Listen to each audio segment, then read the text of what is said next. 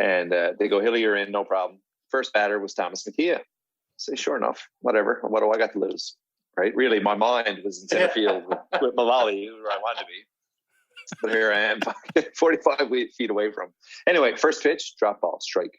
He took it looking. It's like, okay. Got ahead of him. I got him. Next pitch, change up, strike two. Fucking right. I was like, what are you going to swing the bat or what? Anyway, so third pitch, rise ball up around his chin. He swings and misses it, strike three. 3 pitches. I was like, fucking perfect. Counting materials. Right? I was like, I got them now. Base hit, Schultze, 3-run shot, game over. We're shaking hands. Get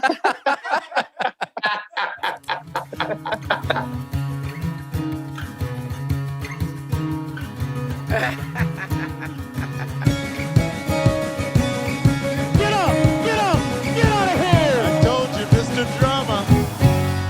I used to be a ladies' man, but I'm a man now. For courting 6 girls all at once, they used me. Say bye-bye baseball! My mother said it was naughty, but I said if it's naughty, sure it's also very nice. And the Wally drops his glove, grabs Dalton. The benches are clearing. Welcome, folks, to another episode of Dust Up with Hilly and Lolly. And we got an awesome episode for you here today. We, first of all, want to just say thank you for the outpouring of support and feedback that we've had on the podcast so far. Really means a lot to both Hilly and I. And by all means, please continue to do so. And this week, we got an awesome guest, one of our favorite people in the world, favorite people in the game, in Rob Gray, absolute legend. Hilly? I had the honor to play with Robbie for 3 years with Madison, Wisconsin Farm Tavern. And obviously his accolades speak for themselves, world-class ball player, but just a world-class dude in general. Yeah, he's an absolute legend. Mentor in the game, gave back so much to young guys coming up, and just, a champion, true, just definition of a professional. And what I'm excited for our listeners to hear is some of the insight that he gives into the game. He's also one of the most infectious laughs you'll ever hear, and an absolute beauty. But, we got Rob Gray, the world champion, national champion, Team Canada member, and all-around beauty. So we really hope you enjoy this episode. Let's get at her. When me and Hilly, we've been following you guys, you, yourself, and your group of buddies from the game, and Marty and Boydie and Reno and Bags, all the boys, right? But you guys got one of the best group of ball players, and whenever you're together, it's hilarious. And it's so cool to see that the friendships have stayed, even though the playing days have stopped. And we're huge. We follow along that whole week that you guys go down to that Martin Shuffle, boy. Yeah. Oh man, what a time. Yeah. Jealous. Well, and you know what? We're lucky that way, right? Like, we're lucky that we all live relatively close together. And we make the commitment. Like, we make the commitment to see each other. Like, we're working on a trip right now out to Calgary to see DJ. And I think there'll be 8 of us on that trip too. He's a hell of a golfer, Daryl Joy, isn't he? He's unbelievable. I'll rate a ball too. Good looking fella. Like, just an asshole all the way around. just a solid individual. Yeah, he's for a guy that he took up golf when he retired from ball, he's unbelievable. Well, he won the club championship last year at his course. He must be the only fellow playing it, is he? Where's he? He makes that much money. He probably owns his own course now, for fuck's sake. That's the old pitcher play. Yeah, he does well. Yeah, he does well. But like you said, you sort of have to have a ringleader to keep everybody together. And Marty does well with that, and then I chip in too. And we try to organize these types of things so that we do get a chance to get together, right? And when we get together, it's no different than being on the ball field, except we're on the golf course and trying to golf and drinking, doing what we do best, drinking beer. Yeah. Well, hopefully in a few years, Grayzer, there's a couple spots open up for myself and the whole Ollie there. You know, in you the old two, ball travel. you two are always invited. You know that for sure. we got to One of these days we're going to get there. That's one of those ones we got to go in training mode, and then not for golf either. We're probably going to have to drink 3 or 4 times a week, twice a day, and get ready because I've seen some of the pictures, some of the FaceTimes, and you got to be prepared to go on that trip. Well, I usually FaceTime at some point in the middle of the trip, get all the boys on. Yes. The thing is, Marty always says he's afraid to bring you two guys along because you'll drink more than all of us. You'll put us in the hospital. Man, I remember playing with Marty and me and Blair Ezekiel. It was 2008, I think. And when the Twins and the River Sharks merged. So we knew Marty and you guys just from playing, but first time really teaming up for an ISC season, and we came back. It was just one of those off weekends where it's just an ISC circuit weekend, and me and Blair, we were following around like that little dog and the big dog in the cartoons. Like, we were just hanging on every word, and we went in his room, and he was just telling stories, and we were the last person left before us. It was just me and Blair and Marty. Marty opened up the cooler. There must have been 50 beer in it. And it was probably at 12 o'clock at night. He said, boys, we're drinking every single one of them before you leave this room. And anyway, we sat down, we polished off whatever was in there, and we asked him every single question having to do with ball. And then he's one of those guys that doesn't matter if you're talking about something serious or just shooting the shit, you're in the fits laughing the whole time. Yes. Well, and that hasn't changed, right? And that's why we get together. I mean, Marty and I talk probably at least once a week for sure. We're just chomping at the bit to get together, to get out at the golf course and go have some fun. And just like you said, he hasn't changed. He's the same. He's the ringleader. He's telling the stories. We're laughing, And the funny thing is, and you guys know, the stories are all the same. Yeah. Like the stories don't change, but they're still hilarious. We're still laughing our heads off at the funny stuff we used to do. That's what I missed most about like last summer, not traveling, not seeing the boys. We're fortunate enough to be able to play here in Newfoundland, but just not catching up and having a beer, and not even so much the ball and grow, just seeing the fellas and being around the boys and all that stuff that comes with it. But it's been tough, and to be honest with you, it doesn't look good for this summer either. You know what's sad, Hilly? That's retirement. It's weird. It's weird. Yeah. I mean, that's retirement because you're so used to, you guys, especially, you started so young with the travel and everything. Once you pack it in, you're at a loss. I remember the first year I retired, and all of us have the same thing. We got our summer friends and our winter friends. And so now I'm hanging out with my winter friends in the summer. About the second, third weekend, I'm like, this is what you guys do? Where's my summer friends? Like, this is what you do all summer? And then I'm just shaking my head. I'm like, I wasn't missing anything at all here. Yeah. Like, I got to come out of retirement. But once we're all done, I don't care I don't care how old you guys are. When me and Hilly get master's age, we're getting a team together. We'll wheel you out to the batter's box, Grayzer. Well, I think they're trying to get Marty into the Masters thing, but I don't think he's gonna. Fuck, there's top 10 ISC teams in the regular ISC trying to get Marty. Mm-hmm. I chatted with Abby of it, and he said, no, not a chance. He's not. No, I don't see you're going to see spikes on him anymore. No, I would do, like, I want to hang out with the boys, but I don't have any interest whatsoever in. Even when I think about ball now, I don't think about hitting or winning, or all I think about is the boys and the laughs. It doesn't have very much to do with the game. I guess I never would have thought that, but that's the reality of it. I just miss the fellas. Speaking of winning, Grayzer, I'm just looking at your sheet here, like the teams that you played for. Jesus, the Gators, Smokers, County Materials, Farm, Team Canada. Talk about winning. You know what's hilarious? When I think, and every now and then it creeps into my mind about my career. I played on great teams and we won some championships. But let's talk about all the seconds that I have. I think I've lost in the final 10 times in major tournaments, whether it be nationals, ASA, ISC, ISF. So those, like, you know, when you lose, it's funny. Those are the things that sting. Like I said, I don't think about the wins that much. You know, it's nice to, yeah, we won this or we won that, but some of those losses hurt. Yeah, I hear you. And still hurt.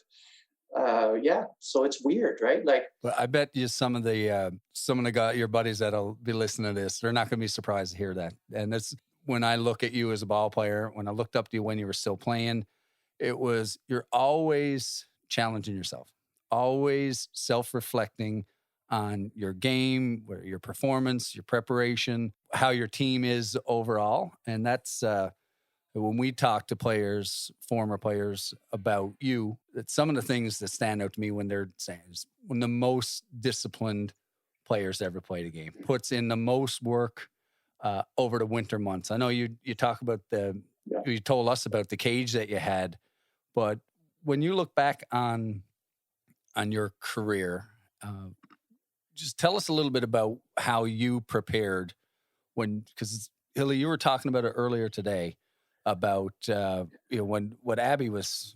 You're talking to Abby about Grayzer. Yeah, so obviously I talk to Abby every day through work, and you know, we talk ball all the time. But I pick his brain. I'm sure I drive him nuts some days. But Abby maintains that he said there was a 3, 4, 5 year period where Robbie Gray was widely considered the best hitter on the planet.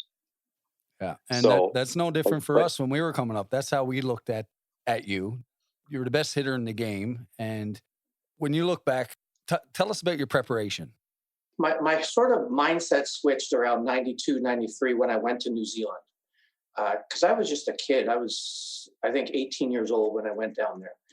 And I didn't know I didn't know anything about anything. And I went down there and I'm like, wow, these guys practice twice a week and play once a week. And I really enjoyed that. Like I enjoyed the training part of it. And then, of course, that 92, 93 season, just so happened a guy by the name of Darren Zach comes down there and plays out of our club.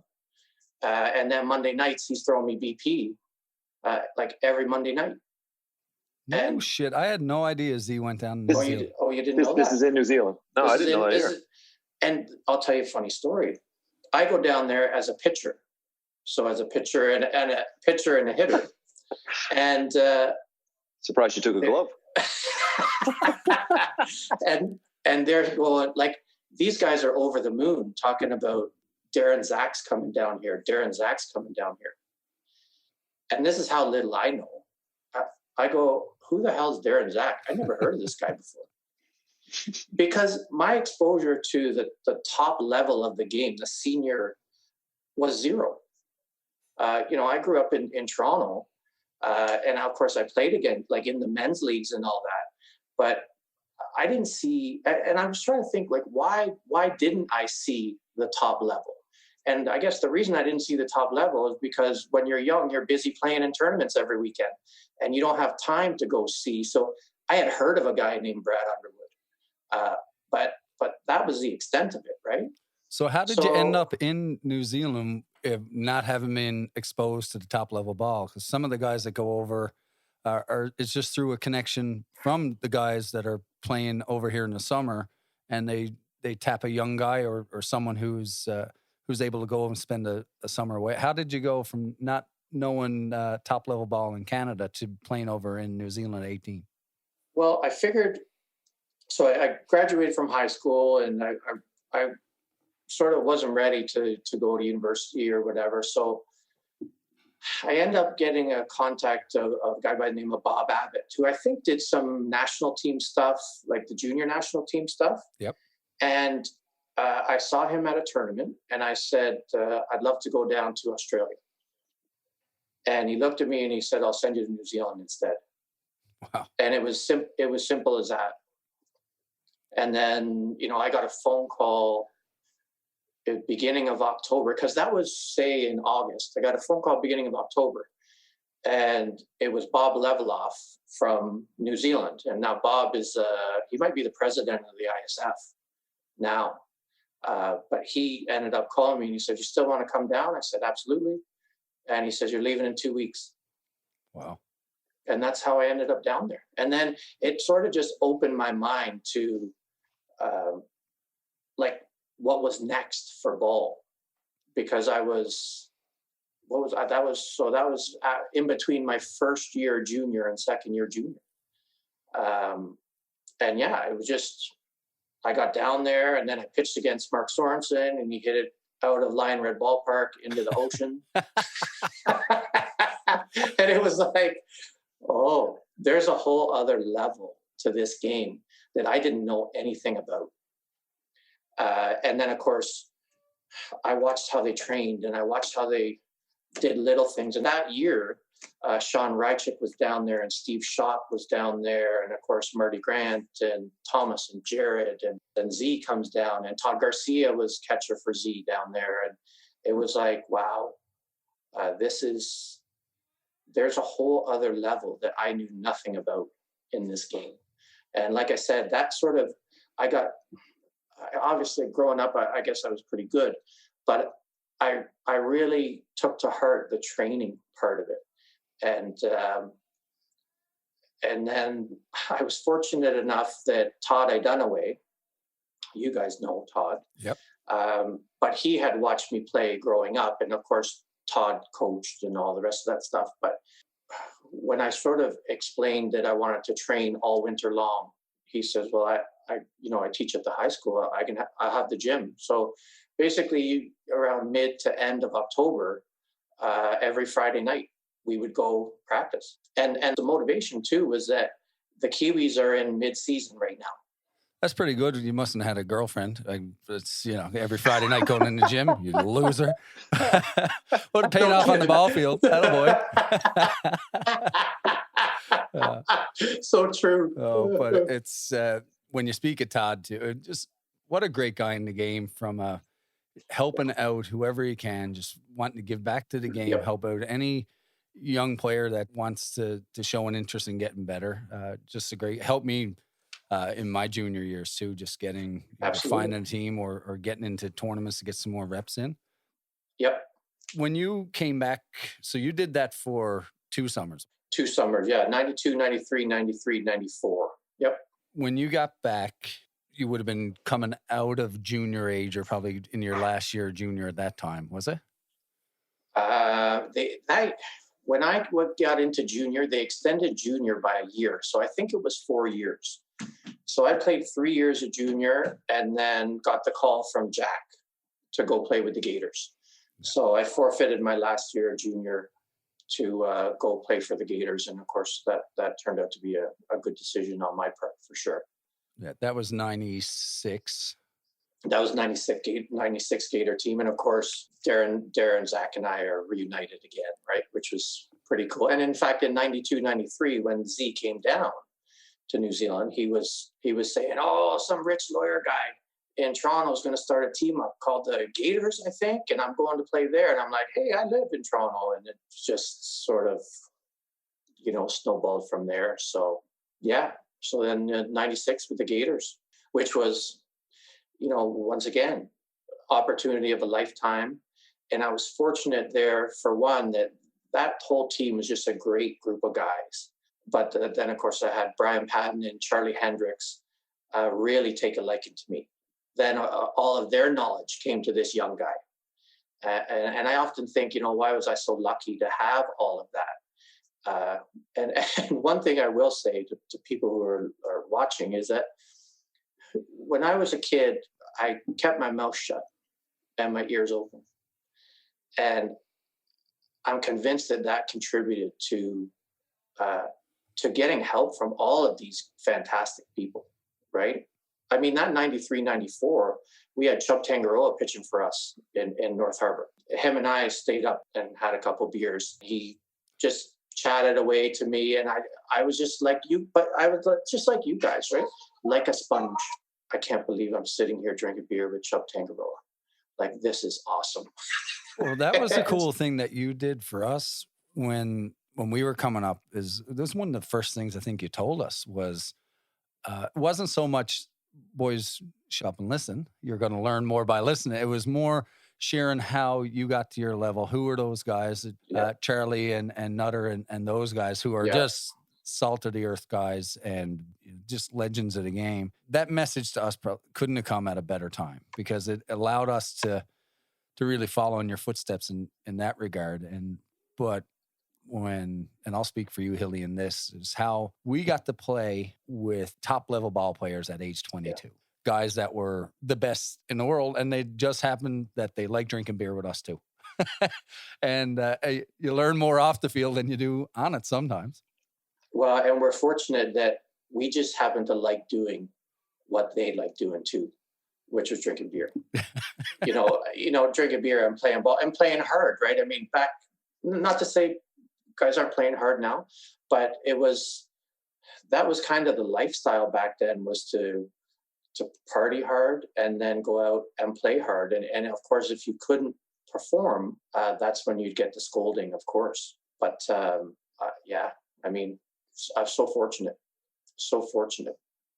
That 96 Gators team, so was that, I know it was Canadians, you guys ended up winning Canadians. Was that, did they play ISC as well? ISC, we came third. We lost to Tampa. Okay. Smokers. Yep. We lost to the Smokers. And then the Smokers end up winning. How did you come to, I was just looking at the teams you're playing for, man, that's crazy. Toronto Gators, Tampa Bay Smokers. And then, fuck it, I'll just go play with County Materials. Well, one thing I got to say, when the Gators, because the Gators shut her down in 96. So 97, I go up and I play for Owen Sound. So who do we got pitching for us? But Frank Cox throwing 100 miles an hour. And the legendary Brad Underwood. That's insane. Bradley, just like Nuts and Charlie, took me under his wing. I picked his brain, probably drove him crazy. And just drinking beer and having a good time and playing well. And it was awesome. So all of these legendary people, I was fortunate enough to play with. And they were great people to me. Probably still are great people. I would love to go see Undy. He was awesome. Yeah. I never got to see him play, Undy. I don't think I did. Was he here? I seen the Gators play in 95 in St. John's. Nationals were here. So the year before you joined them. I think he was on that team. Was he with the Gators, or Owen Sound was here too? I think they were called Owen Sound Tiremen, maybe? Yes, the Tiremen. So I don't know if he was here or maybe he was, but I don't remember seeing him. I never got to see him, but I heard he was a hell of a hitter as well. Oh, he'd throw a perfect game and then hit a home run to win. He was awesome. Dino. Yeah, he was just awesome. Took myself back in the day, but back in the day for sure. It's not just like now. Me, Hilly. Ask Marty too. Ask Marty about that fucking blue bat he takes out of his bag and starts wheeling it around like Jody Henniger. Put that away, will you? Jesus. You talked about Coxie. So I played with Coxie from 06 to 09. And so what I want to know, was he always crazy as a pitcher? Like when you lefties in the righties in the feet, lefties in the head is what Sean O'Brien said. If you piss him off, he'll hit you. Yeah, he wasn't afraid to throw inside, right? So he hit me a couple times. Marty and I talk about him often in the sense that he's probably the most underrated pitcher out there, I think. I mean, he gave me fits. He gave the farm fits, right? He was good. He threw 1,000,000 miles an hour. He made Hilly a better looking fella there in what year is that, Hilly? What was it? You said inside the lefties, right? Lefty, righties in the feet, lefties in the head. Yeah, that's fucking correct.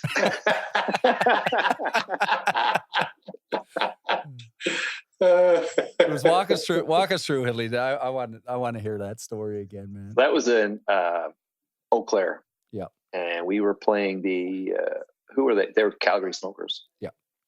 Right? Yeah. So I was with Frankenmuth.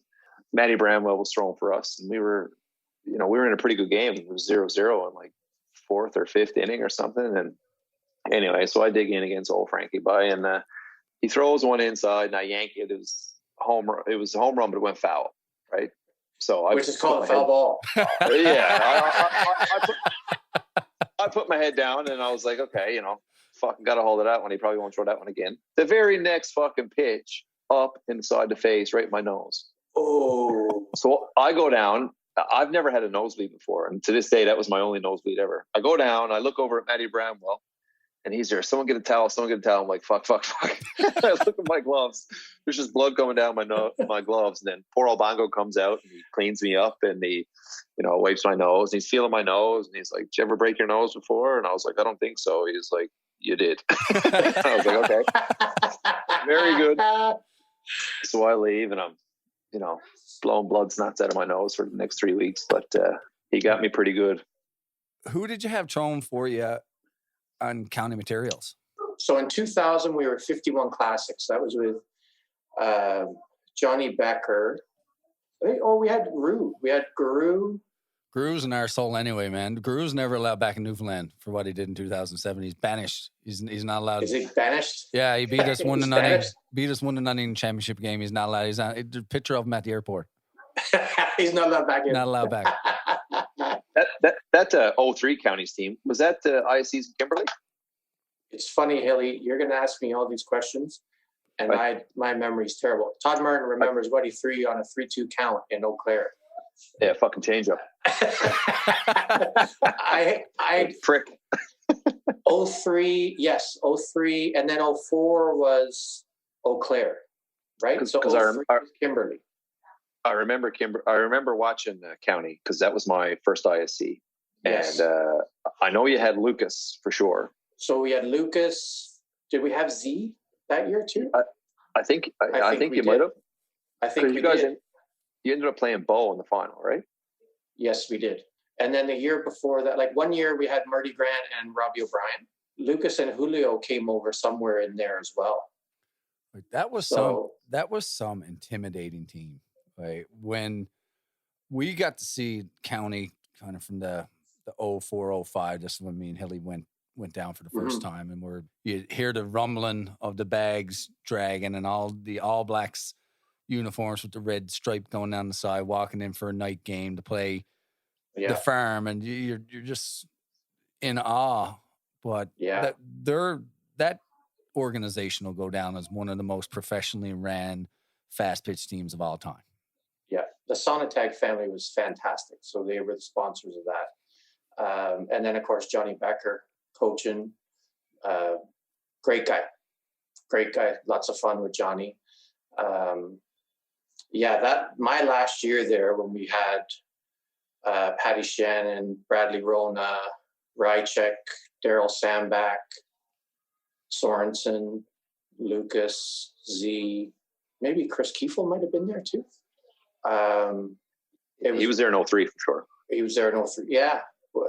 Like just an awesome team. I remember going to a tournament, first tournament of the year that year. And I played with Rychek in Tampa in 98. And of course, never played with Patty or Bradley or any of those guys. And I think we played maybe 4 games, 5 games or whatever, and outscored the opposition like 80-0. and I remember getting on the plane thinking, oh my God, like this team is very special.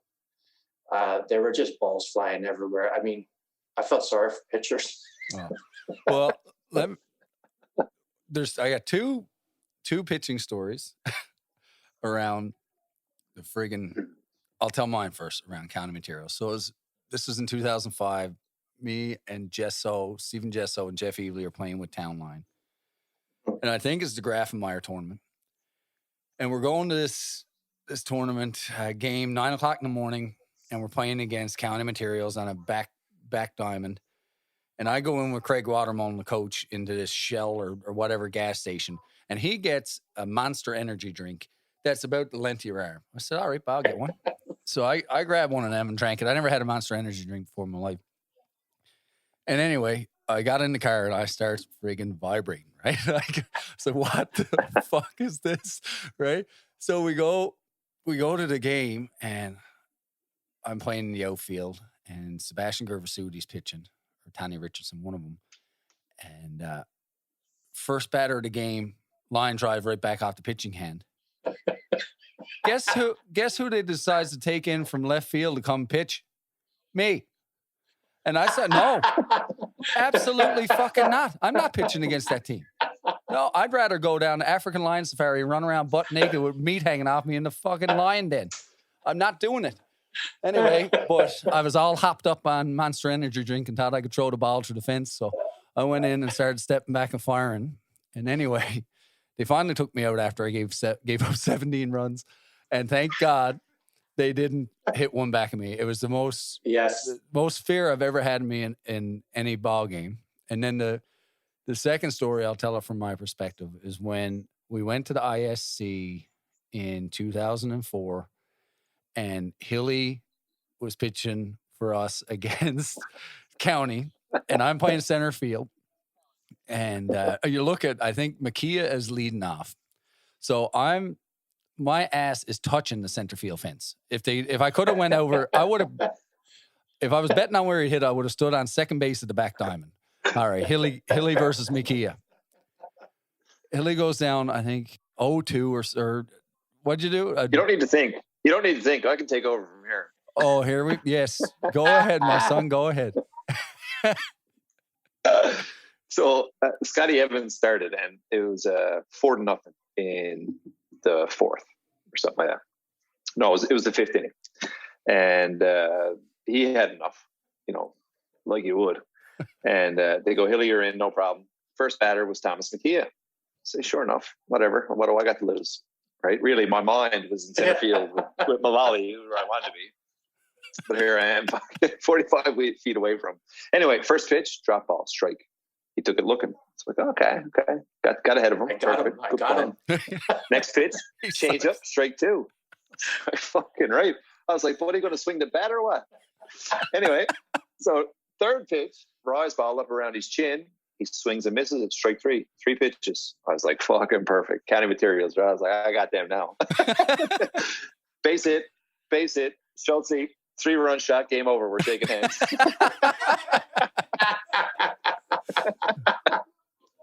Hilly, all anyone remembers, all anyone remembers is that you own Thomas Makia. That's right. Exactly. That's right. Well, and how do you get to the Hall of Fame? Speaking of Schultze, like, what a great guy. Him and I used to travel together. So he was another one on that county team, right? Awesome guy. And he just kept getting better as he got older. He could probably still play now. Yeah. Well, and anyone who doesn't know what we're talking about, Todd Schultz he still looks like he could be the best shortstop in the game. I'm not sure how old he is. He looks 38. And what a beauty. Just great team guy too. Yes, for sure. 100%. I want to talk about the farm. When I think of Rob Grayzer, I think of the farm Grayzer. Yes. The baby blue, the Charlie the pig, in the beer tent with the collars popped up. And awesome. That must have been a special number of years getting to play with them. And a lot of the friends that I associate you with in the game were your teammates on that team, right? Yes. Yep. Yeah. Well, Marty got me over there.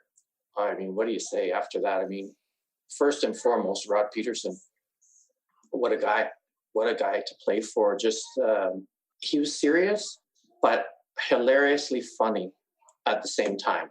I mean, when I got to the farm, I didn't play outfield anymore, so I was just DH. And basically, Rod and I would just sit there and laugh, and laugh at the stupidest things, and it was just hilarity, right? I mean, and Hilly knows, I'd be out with Rod. Being out with Rod means sitting in the beer tent all night, pretty much. And you come in and play the Saturday morning game. And luckily we didn't have to play a lot of those Saturday morning games. You come in Saturday morning and Rod would look at you and you go, Brownie, you're not going to be worth a shit today. And then I'd look at him and I'd say, it was your fault. You kept me out. Like he was just nonstop fun, drinking beer, doing, once again, like we talked about, doing what we like to do. And I mean, among several of my conversations with him, one year, Hilly, you were there too. You weren't at the conversation. I think we were sitting in his truck drinking beer. And I don't remember what year it was, but I was probably there.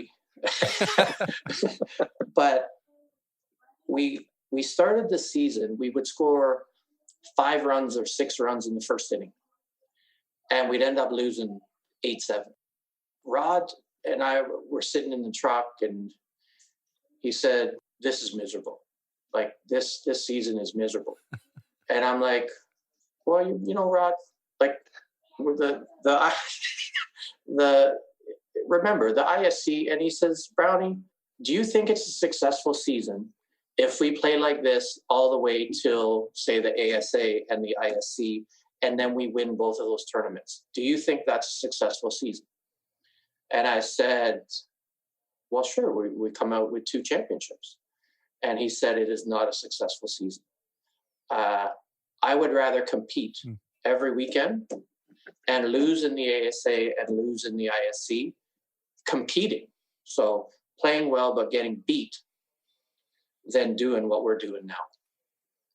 And a lot of us players, I think, had that mindset of, okay, the whole season is just a build up to the big tournaments. You know, ASA, ISC, Canadian.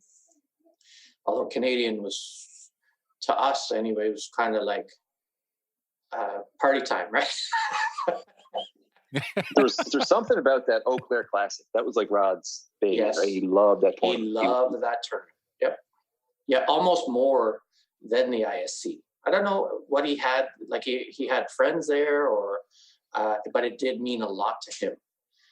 And I always thought his mindset was so different than all of us players' mindset, because I don't know if you guys are the same now. I mean, everything was a build-up. Like the whole goal was to get to the ISC and be at the top of your game and then go win that tournament. And that conversation was so interesting to me from him, that, you know, he wanted to, his whole thing in the game was to compete. I'm sure he wanted to win the ISC and the ASA and all those things, but it was more important for him to compete weekend in, weekend out. And of course, he certainly treated every week the same, didn't he? Same mentality, same lineup, same everything. Just yeah. And remember this. Sorry, go ahead. I say he was just as pissed off if we lost to Grafmeyer as if we lost, played the shits and lost to IC, say. Yeah. Remember the ASA there? It was the year we lost in the final to Patches. We came back through. Yeah, came back 07. through. Yeah, it was 07, I guess. And we lose the first game. And he's livid. Like, he's livid. And, of course, we go out on the Friday night. We have the early game Saturday morning. And he thinks that the reason we lost is because we went out. And that could have been. But the funniest part of that was we were all getting ready to leave, like to get in our cars, head back. And he says, "Oh, no, you don't. Get your ass over to the beer tent." And we sat in the beer tent all day. Oh, shit. And then we end up playing like back to back. Like, I can't remember the days of the ASA or whatever, but we ended up playing back to back to back to back to back to back to back to finally lose in the final to Patsy's, right? It was crazy. Yeah, we had to beat them twice. That's right. Did we beat them the first one? No, fuck no. No. That was hot. That was hot then too. So. Oh, buddy.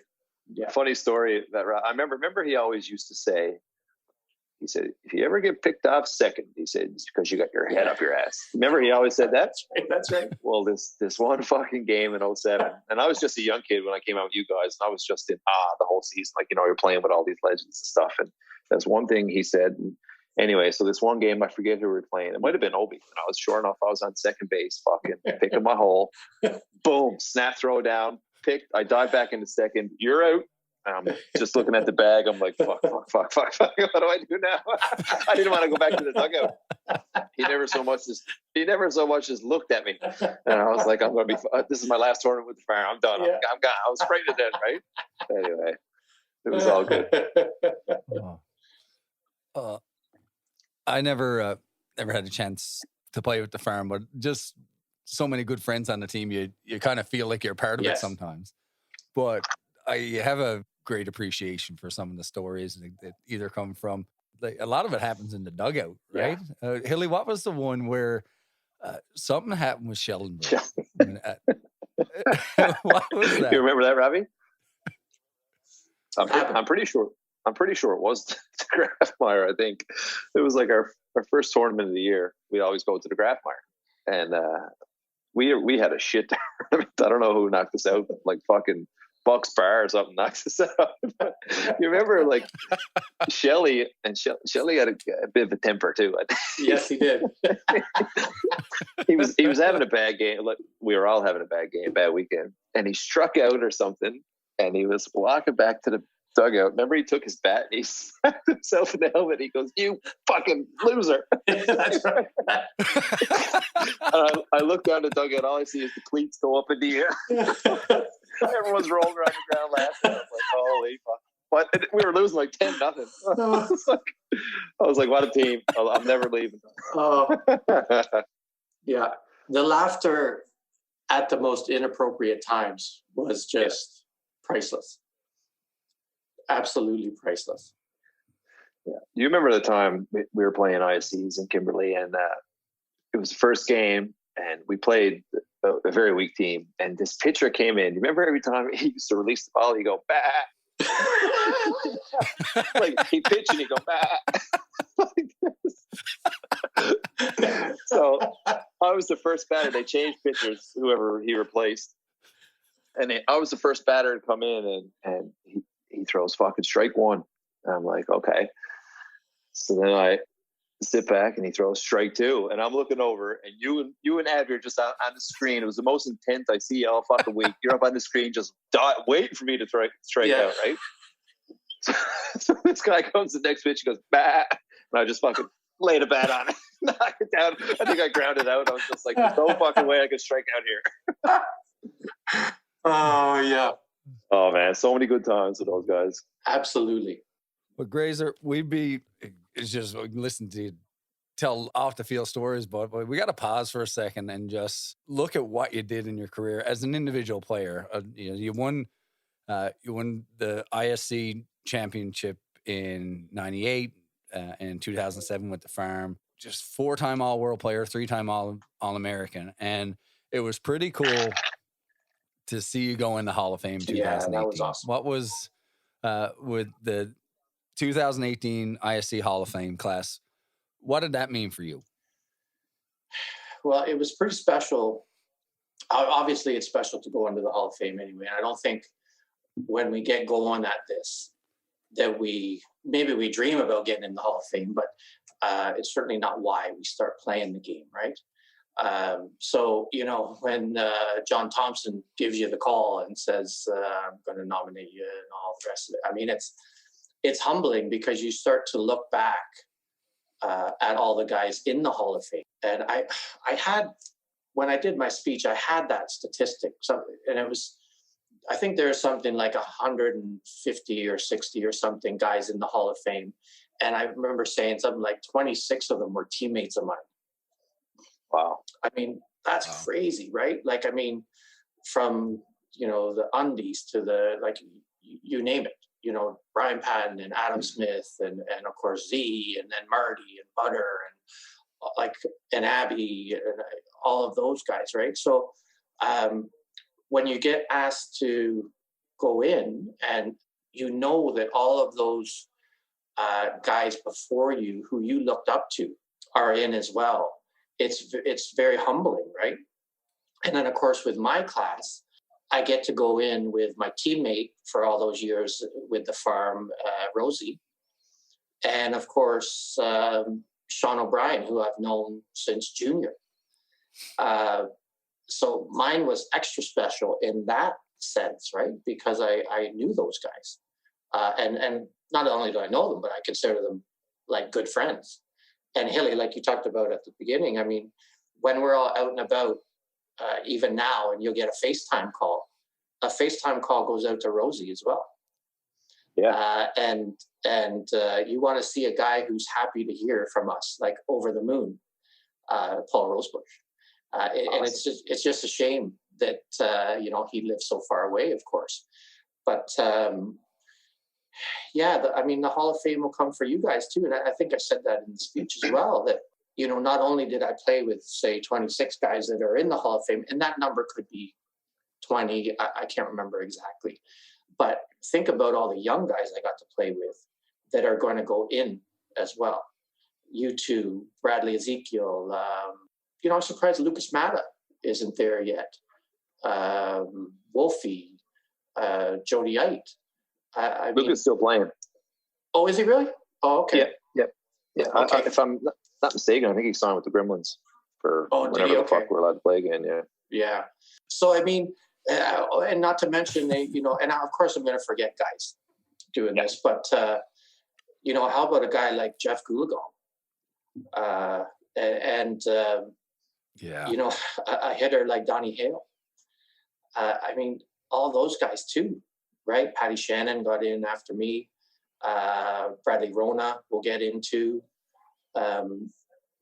phenomenal ball players. So I kind of got to see all these guys I looked up to, and then guys that I played with, and now the younger guys are going to get in as well. And that's pretty special, I think, anyway.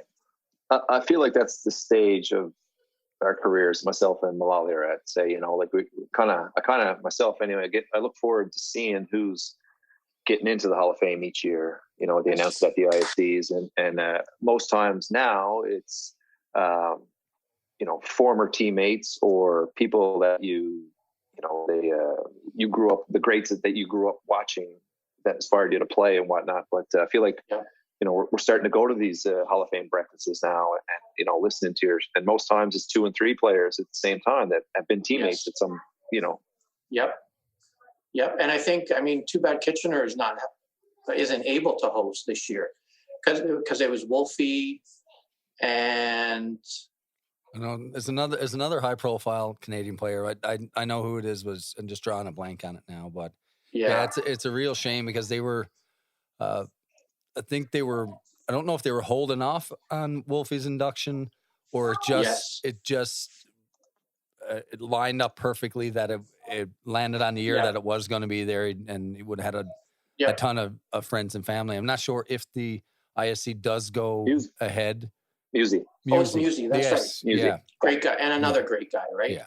Right. And two guys that when you look at ISC records, wins, all worlds, individual performance records, there's probably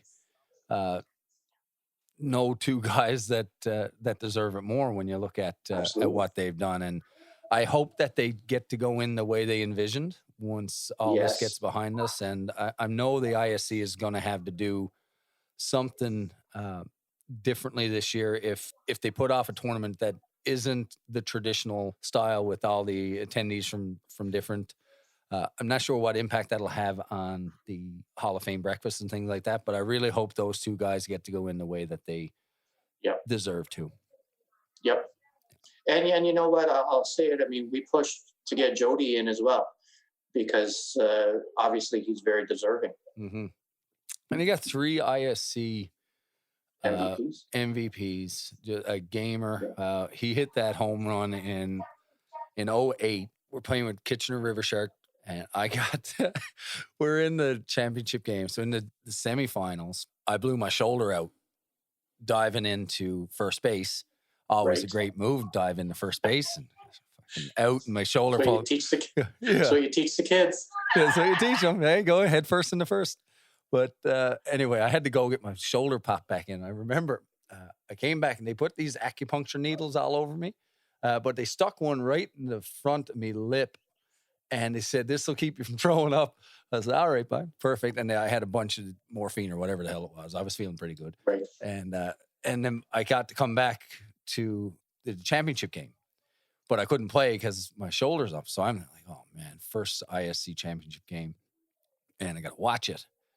But I'm looped on morphine, and anyway, I still got this big friggin' thing sticking out of my nose. I forgot about it, or out of my lip. I'm walking by, and I remember Iter looking at me, saying, what the fuck is on your face? I was like, right, just laughing. That's yeah. Oh, thanks, buddy. Popped it out, and then we go out, and that got to be one of the best ISC Championship games in the history of the game. We were battling against Saskatoon. Saskatoon, that's right. We were down, and then you got Wolfie and Eider like they've done their whole career, and Eider, for a guy that looked so bad, swinging at 2 pitches over his head. I don't know if he was setting it up, and then he launched one to win it for us.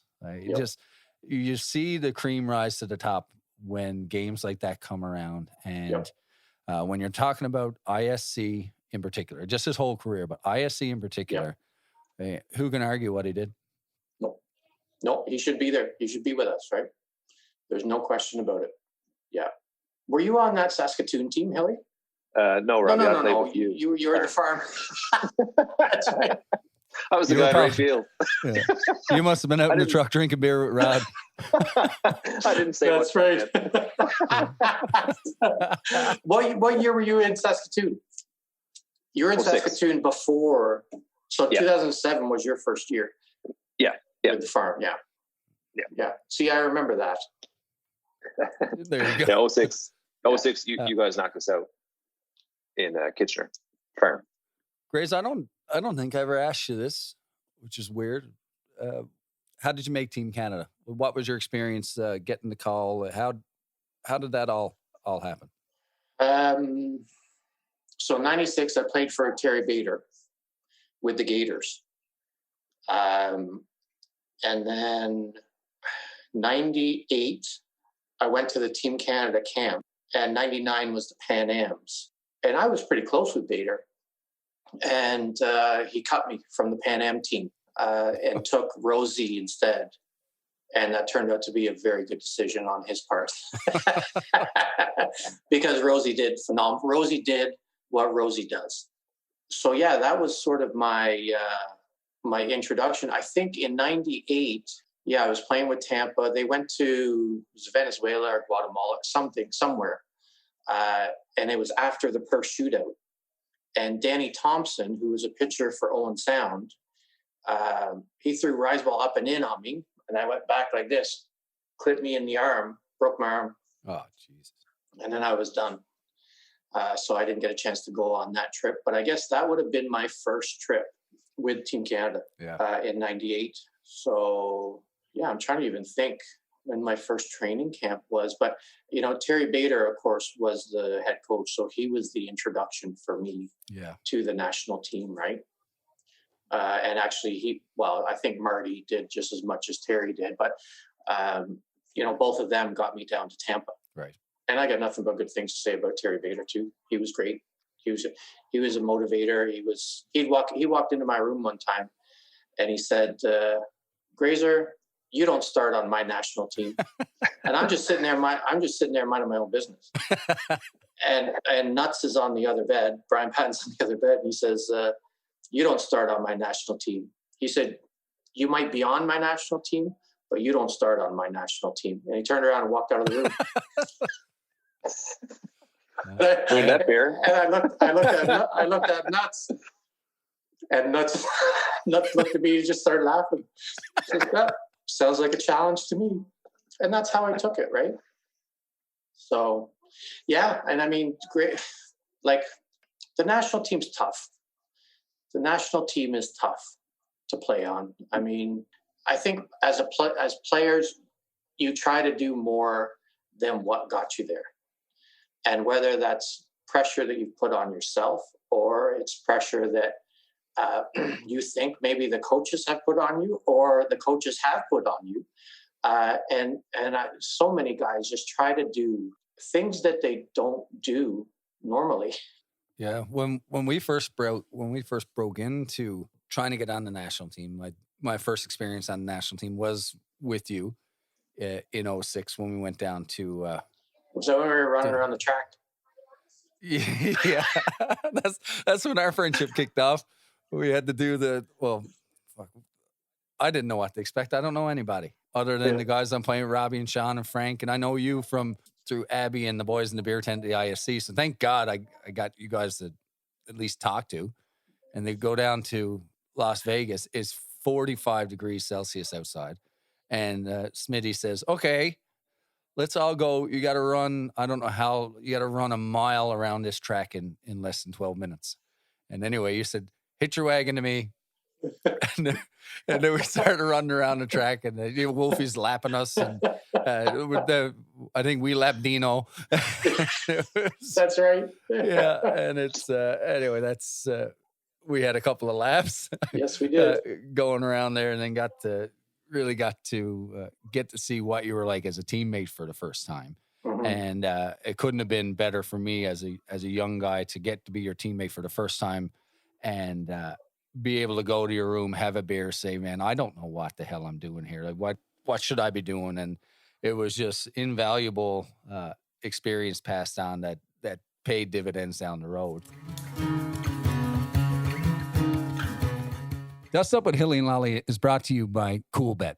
If you got a few extra bucks rattling around in your arse pocket, CoolBet Sportsbook will double your first deposit up to $200 when you use the bonus code DUSTUP. Head over to coolbet.com and get in on the fastest growing entertainment sector in the world.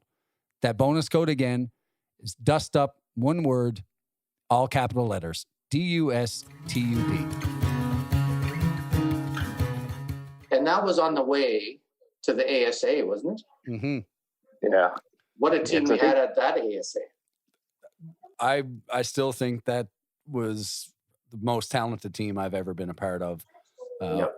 1 to 17.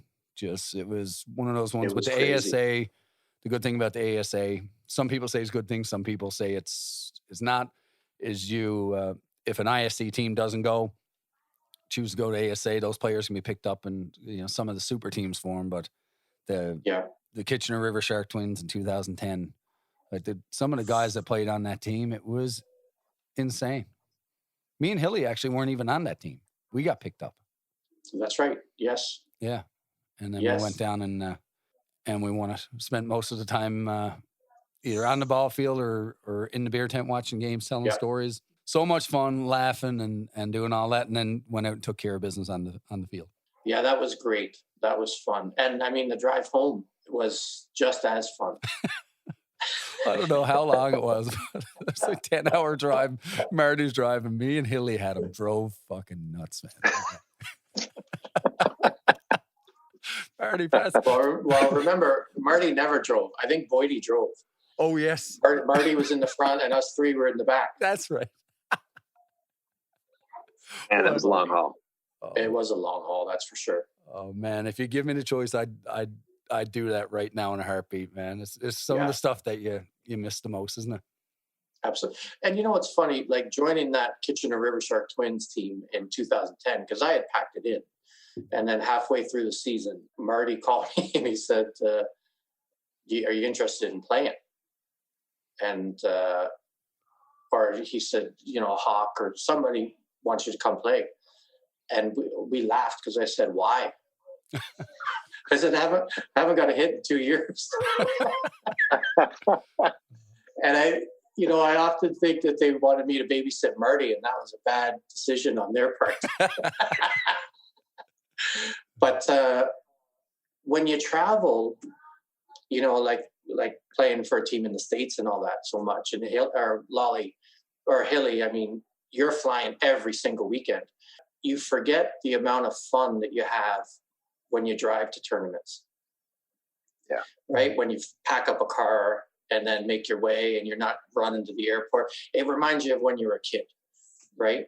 And you're just, you win or lose Sunday, and then you pull the cooler out and have a few beers after instead of running to the airport. And, I gotta go, I'm going to miss my flight. There was something really nice about that. And I was fortunate enough that Kitchener wanted me there because I got to sort of relive the junior days of just sitting, finishing up a ball tournament. We got a case of beer, having a few beers, and of course getting home safely. But I mean, when you fly so much, you don't get that because you're always in a rush on Sunday to get out of there. Well, right. I think Hilly with still flying back and forth, so I get to do the driving now. But it's affecting the boys from Newfoundland because I'm just used to yeah. drive. I'll drive if we're in Tavistock. We'll stick around and do whatever. I only got an hour drive home, and we're good. That's right.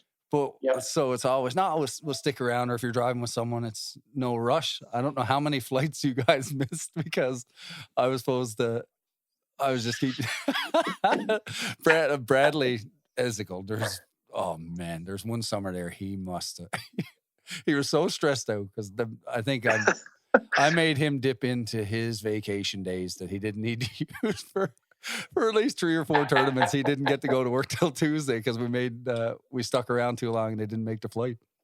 Right, exactly. Yeah, there's.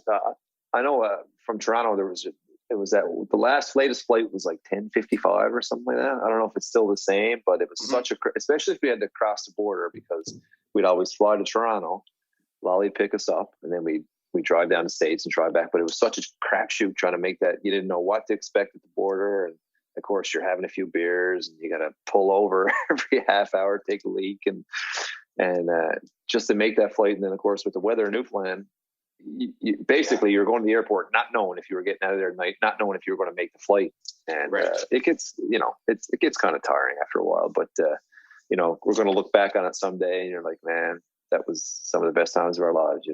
Absolutely. Canceled flights. Yeah, absolutely. And I mean, the fact that Abby did it for so long, and now Hilly, you're doing it for so long. I mean, man, that's hard. Yeah, that's just it's hard on the body when maybe if you didn't drink as much beer as we drink, right, and are dehydrated all the time. I mean, that's tough. You basically had another leg to go. I mean, I was usually Toronto, Detroit, Wisconsin. You had to go one more extra, and like Abby had to do as well, right? That's tough. That 3 years with the farm, we were always through Toronto and then Chicago. Yes, and that's just a bitch of an airport. And I think it was one summer, I don't know what summer it was, and every single trip through Chicago, we had to spend the night in Chicago. We weren't getting back till Monday anyways. Yes. Right. Monday morning at the earliest, because we could never make that late flight. Mm-hmm. But it was hard, man. And Abby did it for so long by himself, before I got there. That's the other thing. Like, he did it on his own, right? Yeah. That was fun though too. Now that you can't do it anymore, just getting, especially after the tournament, and yes.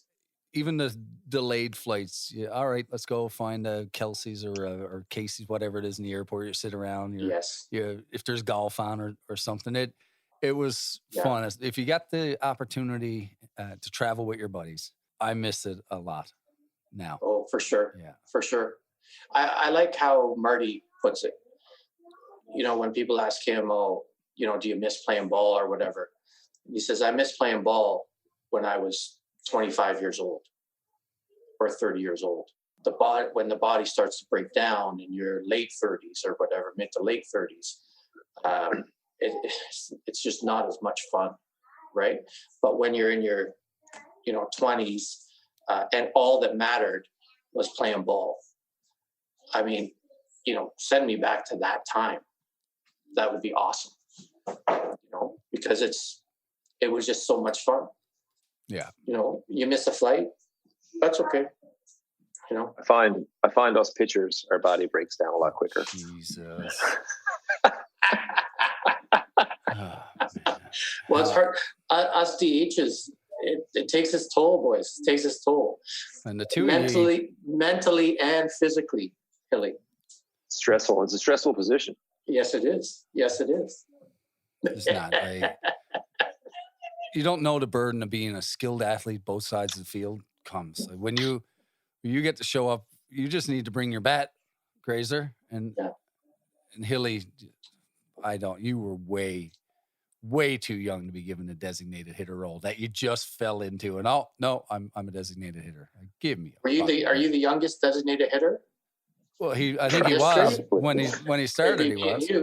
He's getting to be one of the oldest now, though. Yeah. But Grayzer, man, we can't thank you enough for coming on. We were looking forward to it, just getting a chance to to see you on FaceTime. We've done it a couple of times throughout the whole lockdown and COVID and all that. Yes. But to come on here and just catch up and hear you just reminisce on your career and talk, it's you're a beauty, man. We love you, and I can't thank you enough for coming on, man.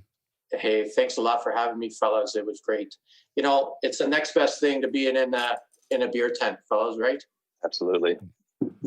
And just like Lolly said, Grayzer, buddy, it was an absolute pleasure to have you as a teammate and to get you on here and catch up and tell some of the stories from back in the day. And then hopefully I'm looking forward to the day, man, we can get together.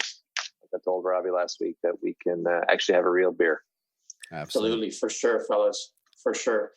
Just want to thank anyone that's out there listening for tuning in to another episode of Dust Up with Hilly and Lolly, and thank the boys. We got Lucas and Nick here running everything for us. Boys, let's get a little bit of rum ragged to take us out. Get out of here! I told you, Mr. Drama. I used to be a ladies' man, but I'm unhappy now. For courting 6 girls all at once, they used me. Say bye-bye, baseball! My mother said it was naughty, I should place her back. But I said if it's naughty, sure it's also very nice. And the Wally drops his glove, grabs Dalton. The benches are clearing.